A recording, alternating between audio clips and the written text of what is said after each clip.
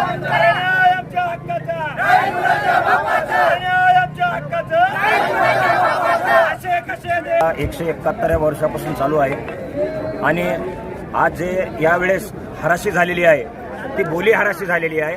सर्वात प्रथम SDM साहेब, जिल्हाधिकारी साहेब आणि तहसीलदार साहेब यांचं एक चुकलेलं आहे।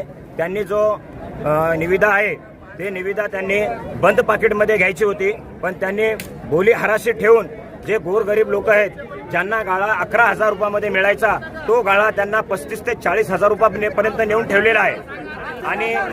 आणि आज जे 3-4 दिवसापासून पाऊस चालू आहे, जे बाहेर जिल्ह्यातून व्यापारी आलेले आहेत व्यापार करण्यासाठी, त्यांनी गाळे घेतलेले आहेत। ते गाळे त्यांनी 50,000, 60,000, 70,000 पर्यंत गाळे घेतलेले आहेत। त्यांना आज 3 ते 4 दिवस झाले अतिवृष्टीमुळे, पावसामुळे त्यांचा धंदा नाही, व्यापार नाही, काही नाही। त्यांचे मुद्दल पैसेही निघले नाहीत। आणि तहसीलदार साहेबांचं म्हणणं आहे की दसरा फक्त 2 तारखेपर्यंत राहील। 2 तारखेच्या नंतर आम्ही सर्व दुकानं जे गाळे दिलेले आहेत ते आम्ही 2 तारखेला रात्री बंद करण्यात येतील त्यांचे आहेत।